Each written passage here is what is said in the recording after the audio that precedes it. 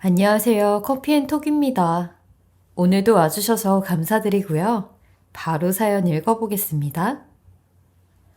안녕하세요.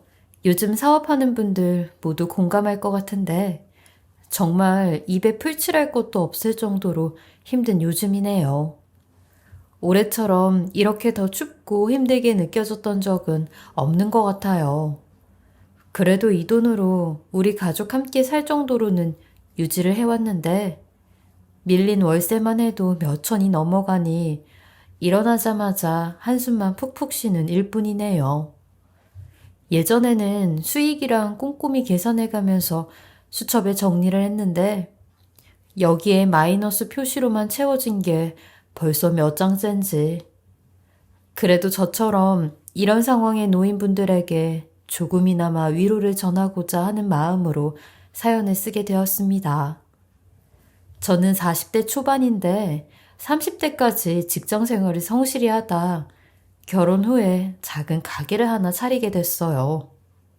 남편하고 저는 연애 때부터 여행을 이곳저곳 많이 다녔는데 그때 세계 여러 나라의 음식을 먹고 집에 돌아와서 둘이 같이 국내에 있는 재료로 비슷하게 따라도 해보고 주변 친구들에게도 요리를 해주곤 했는데 친구들도 잊혀지지 않는 맛이라며 자주 만들어 달라는 요청이 있었죠.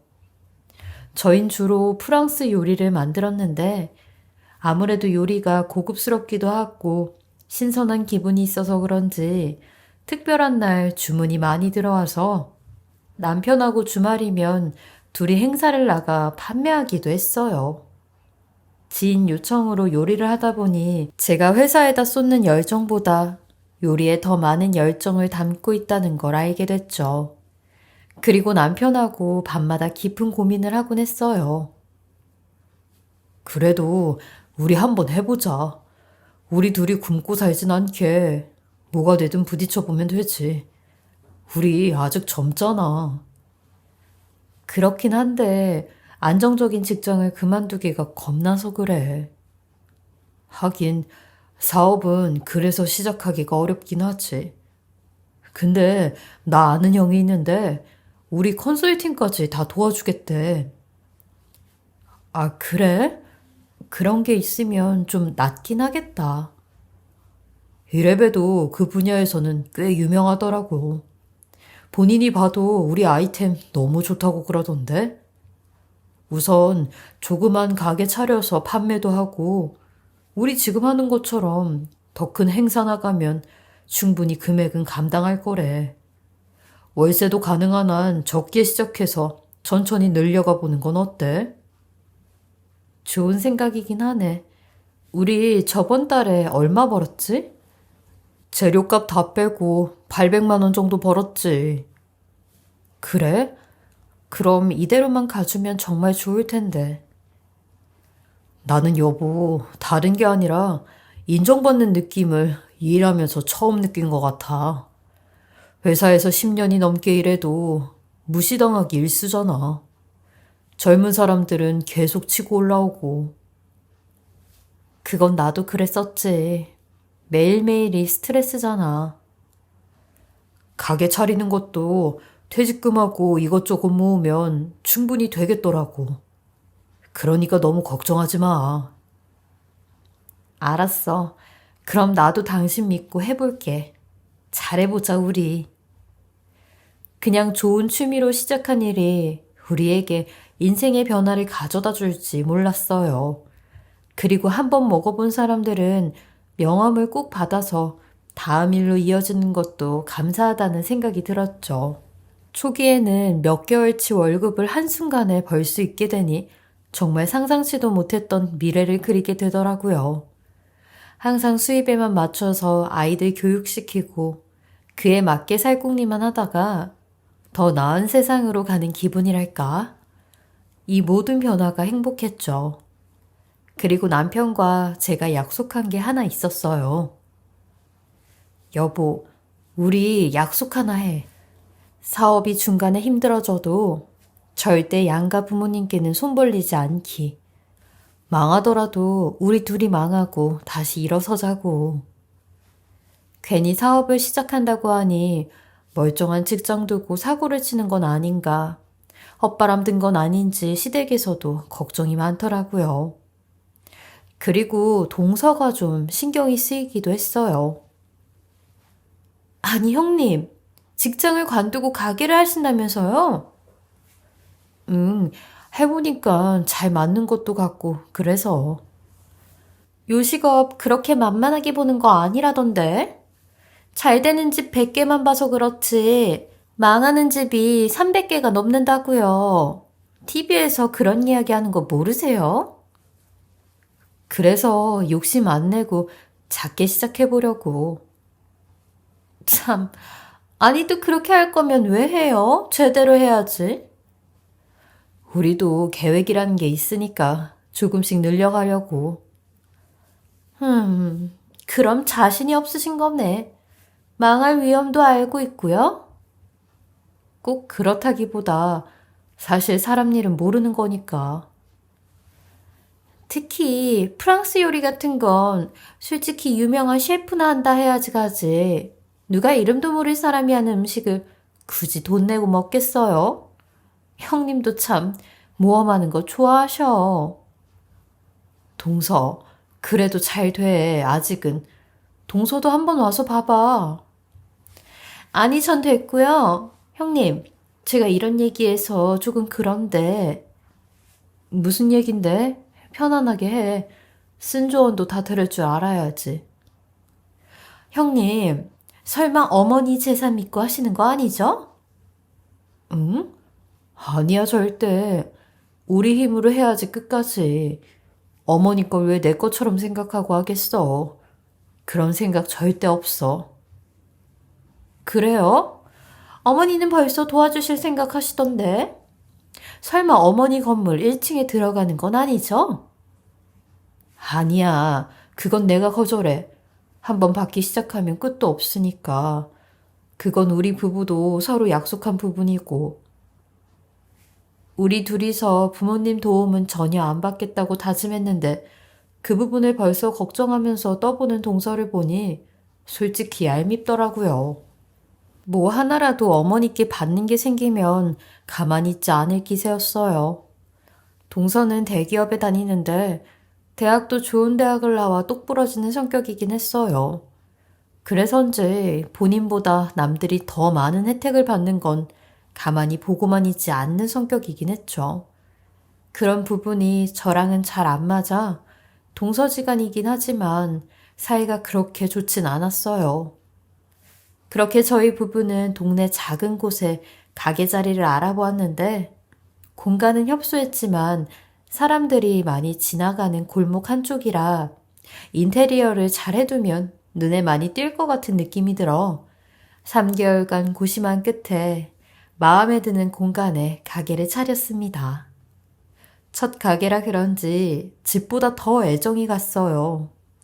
거기서 밤을 새기도 하고 새벽 일찍이 가서 일을 하다 보니 집보다 훨씬 더 많은 시간을 보내기도 했죠. 그리고 지나다니는 분들이 그렇게 성실하게 일을 하는 우리들의 모습을 알아봐 주면서 TV에도 나오게 되고 더 좋은 인연이다 인터뷰까지 하게 되면서 입소문이 점점 커져서 어느새 줄을 서야 먹을 수 있는 가게가 되었어요. 꿈만 같은 시간이었죠. 돈보다 우리 두 사람이 좋아하는 무언가를 더 많은 사람과 나눌 수 있다는 기쁨이 컸어요. 그런데 종종 동서는 이런 우리를 비웃는 것처럼 대수롭지 않은 일이라고 하더군요. 제 친구가 형님네 가게 가봤다고 하더라고요. 아, 그래? 친구라고 얘기했으면 우리가 좀 더 신경 써서 챙겨줬을 텐데. 다음에는 얘기하라고 말해줘. 아, 근데 제 친구도 2번은 안 갈 것 같더라고요. 맛은 그냥 그런데 왜 사람들이 줄까지 서는지 모르겠다고요. 아, 그래? 아, 뭐 근데 사람마다 취향이 다 다르니까. 그나저나 이제 방송 거품 사라지면 큰일이시겠어요. 그땐 또 뭐 답이 있겠지. 지금은 우리도 너무 바빠서. 아, 그건 그렇고 형님. 어머니한텐 뭐 해드릴 거예요? 그렇지 않아도 곧 생신이라서 나도 고민하고 있어. 아니, 형님. 명품백 정도는 기본 아니에요? 이렇게 돈도 잘 버시는데? 명품백보다 어머님이 좋아하시는 거 사드려야지. 좀 쓰세요. 아무리 도움 안 받았다고 해도 요즘 보면 두 분만 잘 살 생각만 하는 것 같아서 제가 더 그런 게 부끄럽더라고요. 어머님도 좀 챙기세요. 우리만 잘 살려고 하는 것보다 바쁘다 보니까 그렇지. 저는 뭐든 동서 자식 간에도 좀 공평하면 좋겠어요. 그게 무슨 뜻이야? 지금 공평하지 않다는 거야? 솔직히 제가 지금 어머니 찾아가고 그런 횟수가 훨씬 더 많은데 형님은 바쁘다는 이유로 제가 다 하고 있잖아요. 동서 말엔 저도 좀 억울했던 게 솔직히 제가 제사를 빠지거나 명절을 빠진 적은 단 한 번도 없었어요. 중요한 날은 가게 문 닫고 가서 성실히 일을 했는데 그런 이야기를 동서가 하니 어이가 없더라고요. 꼭 혼자서만 온갖 일을 다 한 것처럼 말을 하는데 이런 부분은 짚고 넘어가야겠더라고요. 동서, 그건 아니지. 내가 동서랑 뭐든 나눠서 했었지. 혼자 부담 준 일은 전혀 없는데. 내가 다 가게 문 닫고 갔었잖아. 아니, 형님. 그런 형식적인 거 말고요. 그럼 어떤 걸 말하는 거야? 동서가 뭔가를 원한다는 듯 의미심장하게 말을 하는데 전 도무지 그 의도를 모르겠더라고요. 그리고 얼마 뒤에 동서가 어머니를 모시고 와서 핸드폰으로 명품백을 몇 개 보여주더니 제가 어머니에게 이걸 선물해야 한다는 것이 다 합의된 것처럼 게다가 본인이 이 부분을 어렵게 설득했다는 걸 자꾸 강조하더라고요. 어머니, 우리 형님 너무 멋지죠? 역시 성공한 사장님은 다르다니까요. 큰손이 되겠어요. 제가 어머니 취향은 잘 알잖아요. 이런 걸로 하나 하시면 어때요? 그래도 너무 고가인데 이 조그만한 게 이렇게 비싸? 어머니, 요즘은 대학생들도 웬만한 명품백 하나씩은 다 있는데 어머니 나이에 더 좋은 걸 들으셔야죠. 아이, 그래도 1,000만 원 정도 되는 건 너무 심했다. 아니에요, 어머니. 형님 한 3일이면 이 가방값은 벌고도 남아요. 그쵸? 기분 좋게 제가 선물해드리고 싶었는데 협박도 아니고 갑자기 들이닥쳐서 저를 자극하는데 하는 짓이 어찌나 밉던지 무슨 말을 섞고 싶지 않을 정도더라고요. 전 어머니께 1,000만 원 가까이 되는 가방을 선물해드렸고 동서는 그 안에 몇만 원짜리 립스틱 하나 넣어 배달한 게 다였어요.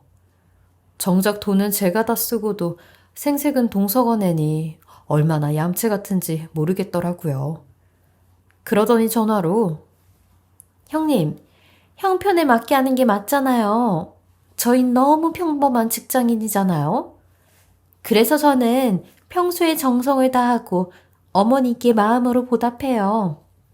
형님은 그런 부분은 워낙 무심하시니까 제가 채우는 거고요.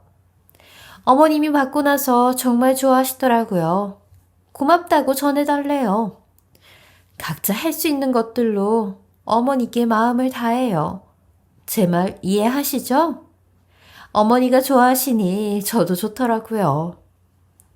원체 동서는 이런 성격이기도 했으니 저도 초반에는 몇 번 좋은 게 좋은 거라 넘어갔었는데 몇 개월 뒤 동서가 여전히 북적거리는 저희 가게의 모습을 보곤 제게 아무렇지도 않게 제안을 하나 하기 시작했어요. 형님, 저 2호점 내기 해주세요. 아, 뭐? 갑자기 그게 무슨 말이야, 동서? 2호점이라니? 아니, 계속 혼자만 그렇게 잘 먹고 잘 사실 생각이신 거예요? 좀 같이 좀 잘 먹고 잘 살아요, 형님. 저희 같은 대기업 직원들은 다들 퇴직이 빨라서 지금부터 미래 고민한단 말이에요. 이왕이면 형님한테 2호 좀 받아서 하는 게 서로 좋은 일 아니에요? 저희 애들 아빠도 그렇고. 동서, 가게 운영하는 게 생각보다 쉬운 게 아니야. 2호 좀 덜컥 내줬다가 관리 안 돼서 가게 망하면 누구 원망을 듣고 무슨 소리를 듣게? 그건 안 될 것 같아.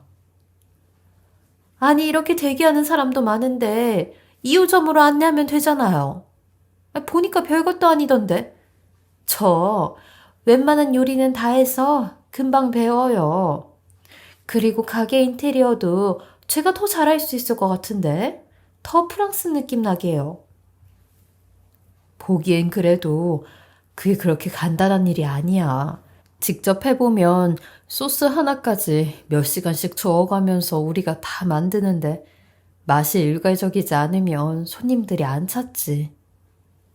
하참, 저렇게 미쳐나니 음식 장사하는 거지. 잘 알겠어요. 동서는 기분이 나쁘다는 듯이 가방을 휙 낚아채 가더니 가버리더군요. 그 후로 종종 장사가 잘 되는지 감시하러 가게에 들르던 동서가 안 보이니 저도 조금 불안해지더라고요. 늘 제가 망하기를 기다리고 있다는 듯이 굴었거든요. 여보, 요즘 서방님하고 연락은 해? 아니, 전화했는데 안 받더라고. 통 소식이 없어.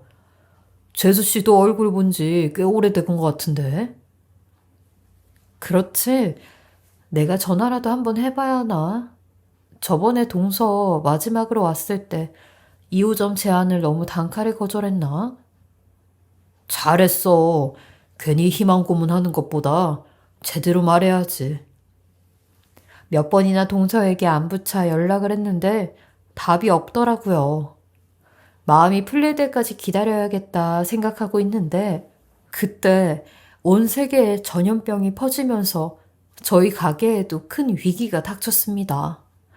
가게에 와서 밥을 먹는 손님들이 점점 줄기 시작하더니 시간 제한에 인원 제한까지 생겨 모임이나 저녁 장사는 포기를 하게 되었고 행사까지 운영이 어려워져 더 이상 유지할 힘이 없더라고요. 만약 가게 장사가 안 되면 행사 때 케이터링이라도 하면서 유지를 하는 게 목표였는데 그마저도 무산이 되니 정말 참담한 심정이었어요. 하루에 매일같이 테이블이 차고 밖에까지 손님들이 대기를 하던 기적적인 날들에서 이젠 거기에 반의 반도 손님들이 오질 않으니 눈앞이 깜깜했어요. 상가 주인분도 저희의 사정을 아시곤 월세가 밀리는 것도 이해를 해주셨지만 몇 달째 월세는 끝도 없이 밀리고 저도 뭘 어떻게 해야 할지 모르겠더군요. 그러다 6개월 동안 소식도 없던 동서가 마치 기다렸다는 듯 연락이 먼저 왔어요. 이렇게 힘들 땐 다들 연락을 먼저 하기 어려워하는데 동서는 아니었죠. 형님, 가게에 파리 한 마리도 없다면서요? 형님 가게는 팬데믹 상황 피해갈 줄 알았는데 형님네도 어쩔 수 없는 유행 뜨내기 가게였나 봐요. 요즘 같은 상황에도 맛집들은 여전히 줄 서서 기다려서 사 먹는다는데. 그러게 형님, 너무 자만하신 게 있으셨어요. 사람이 겸손해야지. 동서, 말이 좀 심하다. 지금 이걸 위로라고 전화한 거야? 아님 놀리려고 전화한 거야? 그리고 상황이 이런 데 난들 어쩌겠어? 지금 자영업자들이 다 힘든 시기인데. 어머, 당연히 걱정돼서 전화한 거죠. 근데 어쩜 좋아요? 형님 그럼 완전 망하신 거예요? 이래서 직업은 전문직을 가져야 된다니까. 대기업은 아무 문제 없잖아요. 망했다는 소리를 아무렇지도 않게 하는데 전화를 당장 집어던지고 싶은 심정이었죠.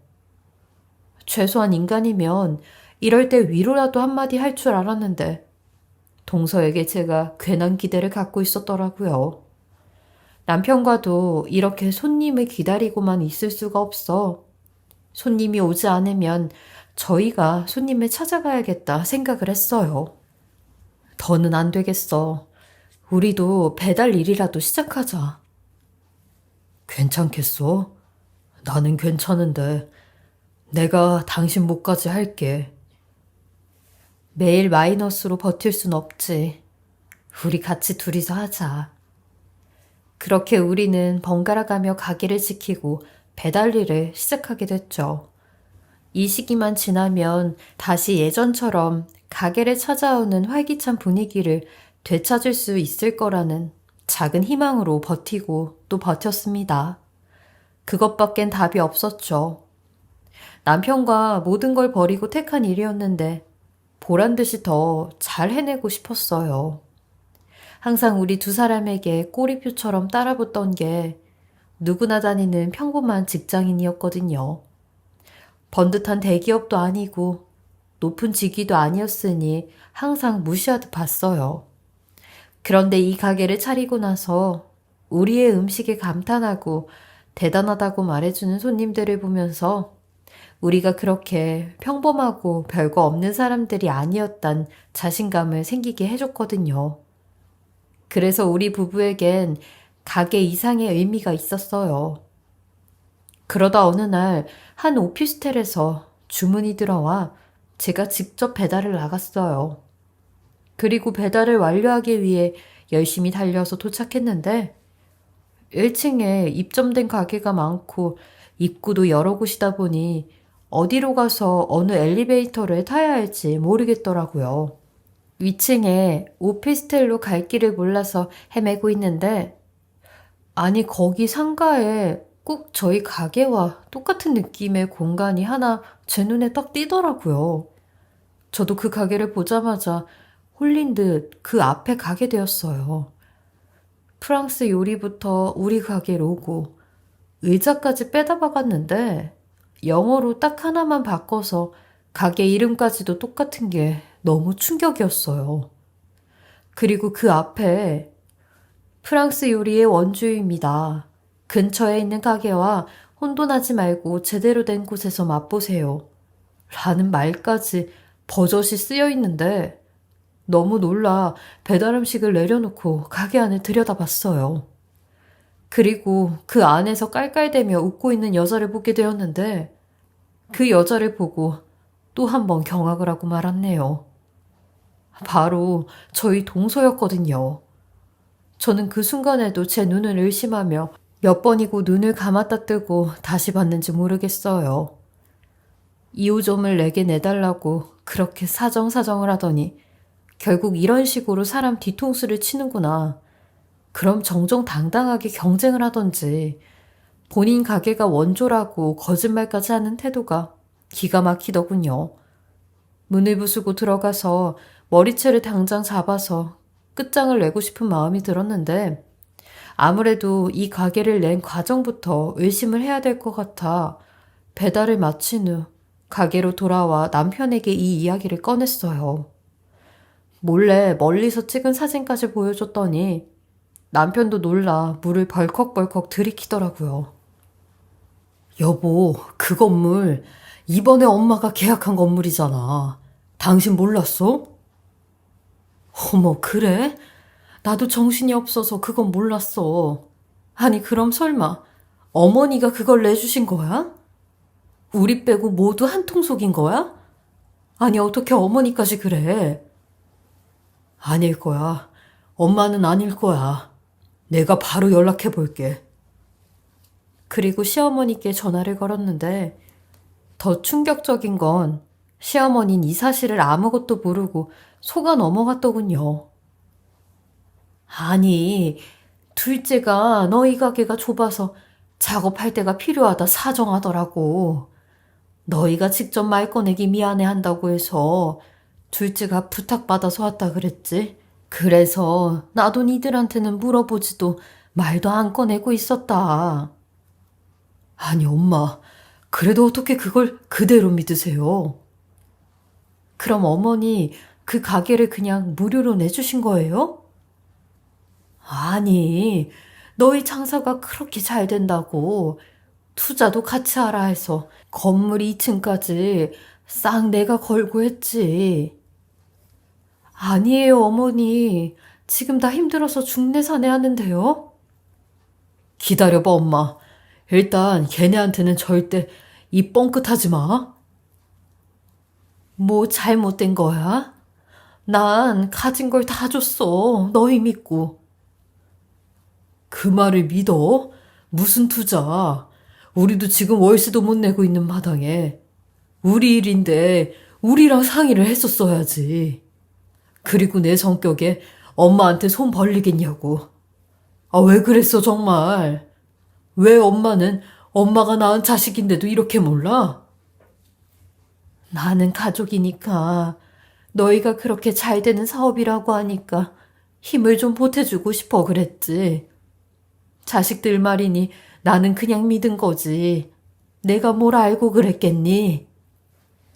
남편은 정말 절규하듯 소리를 치더라고요.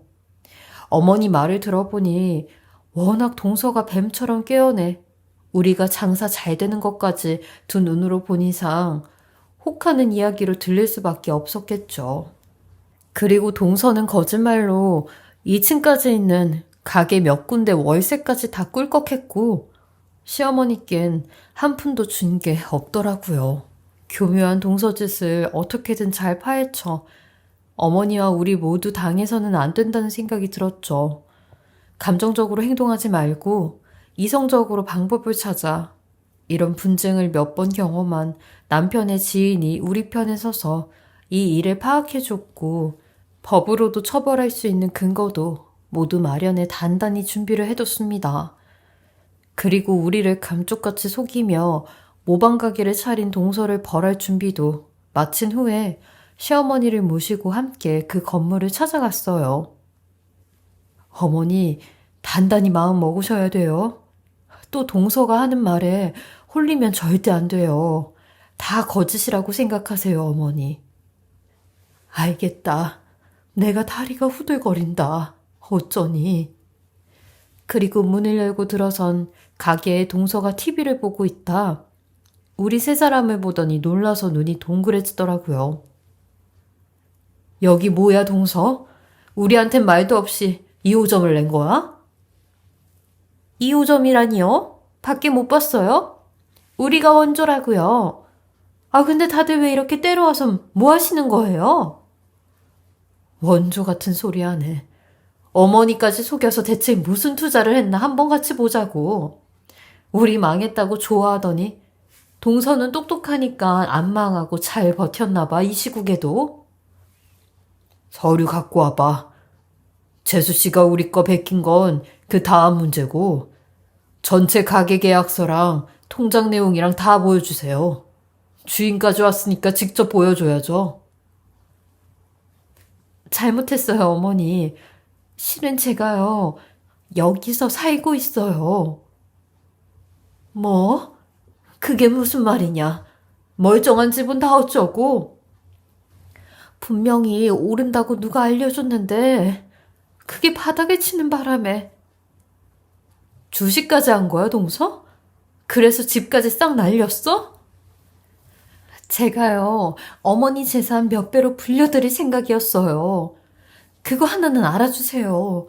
그동안 저 진심으로 어머니한테 마음 다해서 대한 거 아시잖아요. 사기치고 그럴 생각 없었고 정말 다 잘 살자고 그런 거예요. 알아주세요. 아니 그럼 이 건물까지 손댔냐? 아이고, 아이고. 내가 평생을 모아서 죽는 날까지 잘 갖고 있다. 너네 주려고 했다. 내 욕심에 쥐고 있는 건물이 아니었다고. 어떻게 이걸 아무 상의도 없이 네 멋대로 이렇게 망쳐? 그리고 동서, 우리 가게 따라한 건 어떻게 설명할 거야? 그건 형님이 너무 제 앞에서 자랑하고 그랬잖아요. 고작 가게 하면서 돈 좀 번다고 저 무시하셨잖아요. 뭐? 내가 언제 무시를 해? 그리고 어디서 지금 당당하게 소리를 치고 있어? 잘못했다 빌어도 모자랄 판에. 말 섞을 필요 없어. 이게 무슨 가족이야? 사기꾼이지. 경찰이랑 변호사 선임해서 우린 다 준비해뒀으니까 할 말 있으면 그때 가서 해요. 그냥 나와. 힘들면 지 가족부터 등쳐먹는 사람을 못하러 얘기해. 아주버님, 신고는 안 돼요. 신고는 제발 하지 말아주세요. 사람이 바닥에 치니 보이는 게 없었어요. 어머니 제발 살려주세요. 기회를 주세요. 저희 가족이잖아요. 그리고 제가 두 분에게 빚진 거 다 갚으면서 살게요. 제발요. 주식으로 날린 돈을 메우려고 우리까지 동원해 거짓말을 하고 가족에게 제일 먼저 사기를 쳤다는 게 저는 너무 끔찍하더라고요. 심지어 서방님은 주변 사람들에게 돈을 빌려서 도망 다니는 상황까지 왔고 아파트까지 다 날려서 가게에서 먹고 자는 생활을 하게 된 거였어요. 그리고 대기업에 다녔던 동서는 진작에 회사에서 잘린 지 오래였고요. 아무리 그래도 우리를 이용해서 마지막까지 살아보려고 발악을 했던 게 용서가 되지 않았습니다. 결국 이 문제는 가족 간의 감정 정도로 해결할 게 아니라는 판단이 들어서 제대로 벌해줘야겠다고 시어머니와 다짐했어요. 연을 끊게 되는 한이 있더라도요. 한 번이 어렵지 다음은 더 쉬워요, 어머니. 앞으로도 또 어머니 평생 모은 재산 이렇게 쉽게 날려버릴 수도 있는데 이 기회에 잘 알려줘야죠. 너희들 아니었으면 한 개 남은 그 가게도 잃었다. 이제 어머니, 저희가 열심히 다시 벌어서 나중에 더 큰 건물 살 수 있게 해드릴게요. 속상해하지 마세요. 내 평생이었어. 평생. 안 쓰고 덜 먹고 우리 새끼들은 나처럼 없이 살아서 힘들지 말라고 내가 견디면서 모은 전 재산을 어떻게 이렇게 한순간에. 어머니는 이 일을 알고 급격히 건강이 나빠져서 병원에 한참을 지내게 됐어요. 어머니께서 원래 유방암으로 투병 생활을 꽤 오랫동안 하셨는데 그게 다시 번질까 걱정이 되었어요. 오로지 아들 이름만 나오면 본인 심장이라도 내어줄 것처럼 하던 분이었는데 믿었던 자식과 며느리에게 그런 일을 당했으니 오죽 분통이 터지고 억울하셨겠어요. 결국 동서와 서방님은 파산을 하고 여기저기 주변 사람들에게도 사기를 친 벌로 징역형을 살게 되었어요. 그 사이에 저희 두 사람은 배달에 최적화된 메뉴를 하나 개발했는데 프랑스식 샌드위치를 만들어 이 메뉴로 배달을 하면서 주춤했던 기운을 조금씩 풀어갈 수 있게 되었어요. 죽으란 법은 없다고 또 살아날 구멍이 하나 둘씩 보이는 것 같았어요. 항상 우리 식구와 순위 경쟁을 하는 것처럼 살던 동서도 완전 바닥을 치고 나니 그 버릇 고치고 좀 겸손해지는 것 같더군요. 저희에게 몇 번이나 옥중에서 사과 편지를 보냈는데 그래도 이들이 제대로 사과하고 반성하기 전까진 더는 가족이란 이름으로 얽히지 않으려고 해요. 또 잘 지내다가 언제 이렇게 뒤통수 맞을지 모르잖아요. 힘든 상황에서 가게 운영하는 전국의 모든 자영업자분들도 저처럼 솟아날 구멍이 하나씩 있으니 잘 마련하셔서 어떻게든 이 시기를 무사히 넘겼으면 좋겠습니다. 진심으로 응원하겠습니다. 제 기막힌 이야기 들어주셔서 감사하고요. 다들 힘내시고 건강하세요. 지금까지 커피앤톡이었습니다.